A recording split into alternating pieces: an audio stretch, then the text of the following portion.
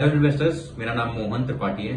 I hope आप बहुत अच्छे होंगे। आज आप लोगों के लिए मैं लेके आया हूं गोदरेज प्रॉपर्टीज के एक इंटीग्रेटेड टाउनशिप, वो भी डीवी पाटिल एयरपोर्ट, जिसको नवी मुंबई एयरपोर्ट भी बोला जाता है, उसके पास में पनवेल में 150 एकड़ की इंटीग्रेटेड टाउनशिप, जिसमें आपको वो सारी एमिनिटीज मिलने वाली हैं जो आपकी डेली बेस की नीड है और जो लाइफ में नीडेड थिंग्स होती हैं, वो सारी चीजें आपको इसके अंदर मिलने वाली हैं। फेज 1 फेज 2 ऑलरेडी डिलीवर्ड है।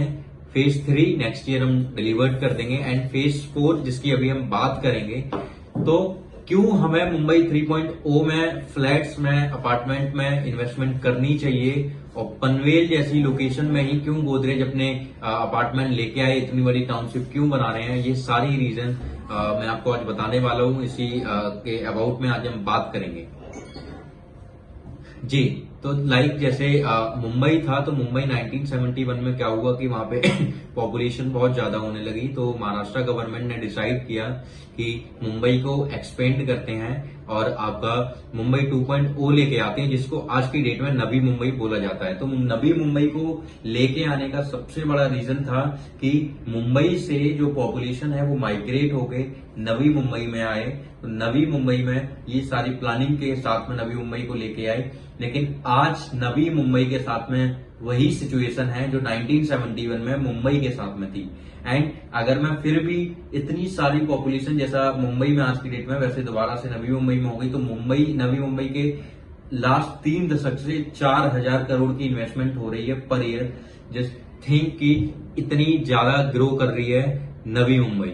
तो इन सारी चीजों को देखते हुए महाराष्ट्र गवर्नमेंट का जो मेन मोटिव था कि कनेक्टिविटी अच्छी हो, ट्रैफिक बहुत ज्यादा ना हो, लोग आसानी से मुंबई से नवी मुंबई से मुंबई आना जाना या पुणे आना जाना कर सकें, लेकिन वो नहीं हो पा रहा था। तो अब दोबारा से निर्णय लिया गया कि मुंबई 3.0 लेके आएंगे, जिसको नैना सिटी बोला जाएगा, Navi Mumbai airport influence notified area.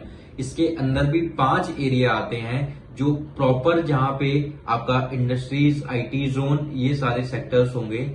आपका अगर मैं बात करूं इन 5 एरिया में, रायगढ़ डिस्ट्रिक्ट के ये 5 एरिया हैं, 5 टाउन है जहां पे सबसे ज्यादा डेवलपमेंट आएगी। First is Ulwe, second is Panvel, third is Karjat, fourth is उड़ान, फिफ्थ इज पैन। तो ये 5 एरिया है जहां पे सबसे ज्यादा इन्वेस्टमेंट आने वाली है, सबसे ज्यादा आईटी जोन, सबसे ज्यादा इंडस्ट्रीज, सबसे ज्यादा एम्प्लॉयमेंट जो है इन 5 लोकेशन से ही जनरेट होगा। एंड फिर यही एम्प्लॉयमेंट सारा जब इनको रहने की जरूरत होगी तो ये वहां पे ही एक अच्छे डेवलपर्स को चुनेंगे और उसमें रहने के लिए अपने लिए फ्लैट या अपार्टमेंट का प्लान करेंगे।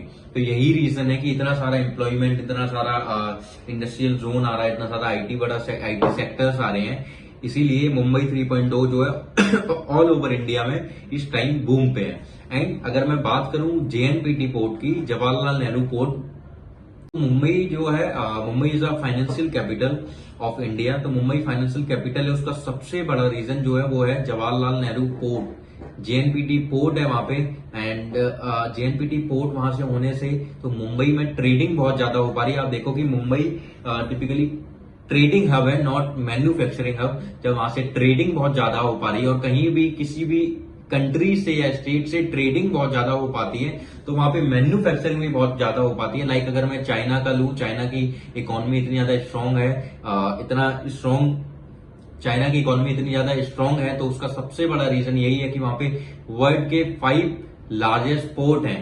तो यही रीजन है कि इंडिया ने इन सारी चीजों को देखते हुए डिसाइड किया कि मुंबई 3.0 लेके आते हैं। साथ में मुंबई 3.0 के साथ में एक एयरपोर्ट भी लेके आते हैं, जिसके through cargo and international and domestic flights का जो है आना जाना हो सके। देखो आपकी आज जब ट्रेडिंग इतनी ज्यादा हो रही थी तो मुंबई को एक्सपेंड करने की बहुत ज्यादा जरूरत थी, क्योंकि नवी मुंबई के भी हाल वही हो चुके थे। तो इसीलिए मुंबई 3.0 लेके आ रहे हैं। ऑलरेडी डेटा सेंटर्स का हब होगा पूरे इंडिया में। अगर सबसे ज्यादा डेटा सेंटर्स कहीं होंगे तो वो आपके मुंबई 3.0 में होंगे, नैना सिटी में होंगे। टाटा, अडानी, रिलायंस, एसईजेड, जियो एसईजेड, सब ने अपने लैंड पार्सल्स ऑलरेडी वहां पे एक्वायर कर लिए हैं। अपनी जो टाउनशिप है 150 एकड़ की टाउनशिप, उस टाउनशिप के अंदर 3 BHK और 2 BHK के अपार्टमेंट्स आपको मिलने वाले हैं। एंड मैं बताऊं 150 एकड़ की टाउनशिप में आपको हम फिल्म सिटी देने वाले हैं 8 एकड़ में। 3 एकड़ में हॉस्पिटल आएगा आपका, स्कूल आएंगे आपके, कॉमर्शियल आएगा आपका, ऑफिस स्पेसेस आएंगे आपके। तो जो भी डेली बेसिस की जो भी नीड है, लाइफ की जो भी नीड है, वो सारी चीजें आपकी, एंड ये सारी चीजें हम आपको प्रोवाइड कराने वाले हैं। एंड गोदरेज का ये सबसे बड़ा प्रोजेक्ट है महाराष्ट्र में, ये इंटीग्रेटेड टाउनशिप है। अब अगर मैं अपने फेज 4 की बात करूं तो गोदरेज ग्रीन टेरेसेस के नाम से ये फेज लॉन्च होगा एंड गोदरेज सिटी टाउनशिप का नाम है। तो इनमें जो 3 BHK और 2 BHK के साइजेस रहेंगे वो आपके रहेंगे 2 BHK का साइज ऑलमोस्ट 650 स्क्वायर आसपास रहेगा एंड 3 BHK का जो साइज रहेगा वो आपका 950 स्क्वायर फीट और 1126 स्क्वायर फीट के ये 2 साइजेस आपको मिलेंगे, जिसमें कि 950 स्क्वायर फीट वाला आपका 3 BHK नॉर्मल रहेगा एंड 1150 स्क्वायर फीट का आपका सिग्नेचर 3 BHK का साइज रहेगा। एंड हर साइज में आपको बालकनी मिलेगी। मात्र एयरपोर्ट से, नवी मुंबई एयरपोर्ट से मात्र 17 मिनट की डिस्टेंस पे आता है। अगर मैं बात करूं पुणे की तो मुंबई अगर आज की डेट में अगर मैं अपने लोकेशन से बात करूं पुणे की तो 78 किलोमीटर की डिस्टेंस पे, बट फ्यूचर में लाइक अटल सेतु बना जो कि साउथ मुंबई सेवरी से स्टार्ट होता है और आपका उड़ान तालुका तक ये आता है। अटल सेतु जो कि साउथ मुंबई सेवरी लोकेशन से स्टार्ट होता है, आपका ये मुंबई 3.0 उड़ान तालुका में आके रुकता है। तो इसको बनाने का सबसे बड़ा रीजन ही ये था कि लोग मुंबई, नवी मुंबई से बहुत आसानी से मुंबई 3.0 को कनेक्ट कर सकें और ये जो ट्रैफिक वाला जो सिनेरियो, ये सारी चीजें खत्म हो जाए, अच्छी कनेक्टिविटी के साथ में ये पूरी अपनी वर्किंग कर सकें।